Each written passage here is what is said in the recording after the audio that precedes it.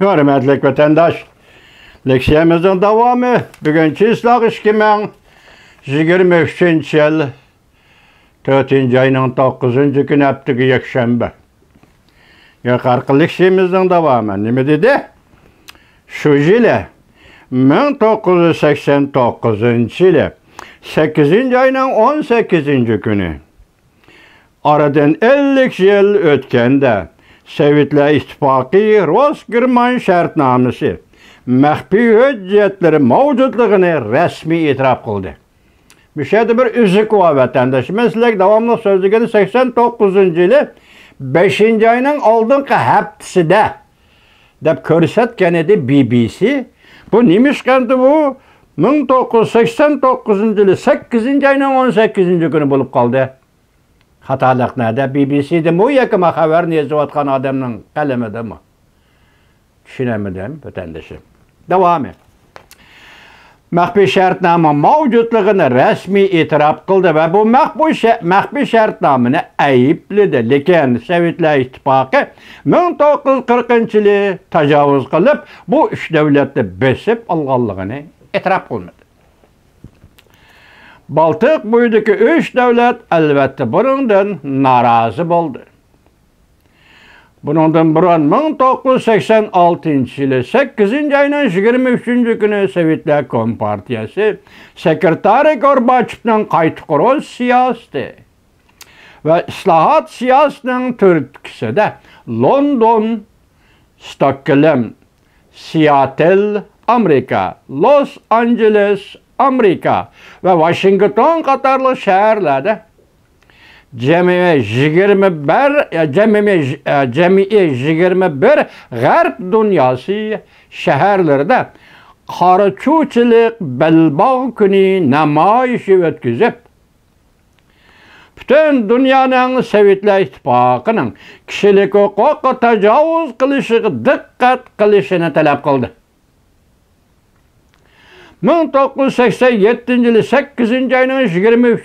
günü Litva'nın payitahtı Bernis'te öz içine algan halda dünyada 36 şehirde namayış ötküzüp bu namayışka Azaniye'nin Tallinn şehri ve Latvia'nın Riga şehri arkadılla koşulup kirgen idi.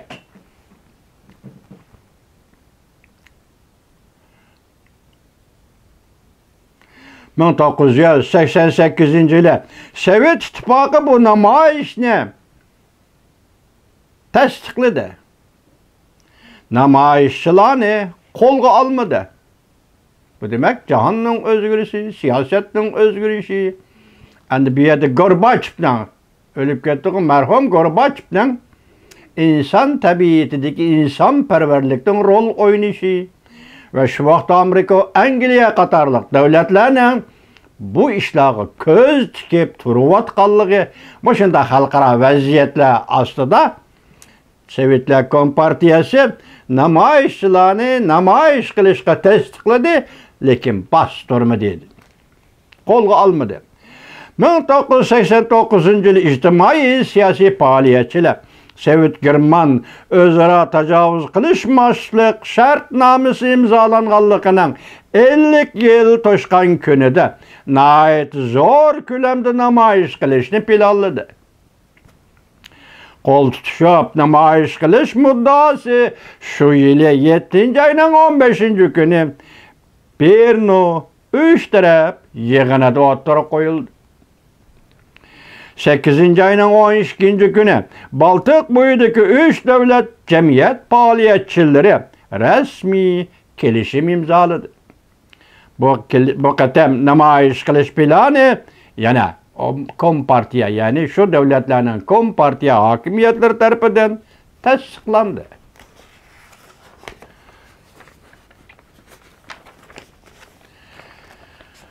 Rusya'nın tecavüzçülüğünü ayıplaydıgan birleşme imzalı xat 100 mindən artıq namayişçinin qollap kuvvetlisi girişti. Qol tutuşup namayış qilish qatarının daxli terörist uçuruşidan saqlanish üçün bu namayişni teşkilligüçüler haritadaki şehirlerini belgilep çıktı. Yezi kentlerini belgilep çıktı. haqsiz olturup namayışqa bardigan avtobuslarni bekitdi.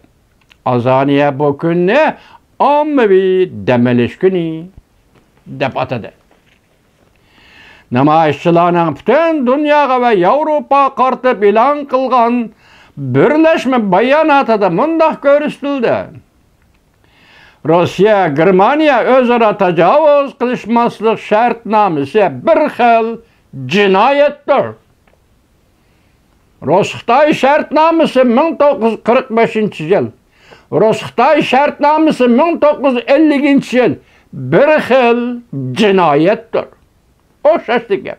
Sizmi, menmi shundaq deyalayman, Uyg'ur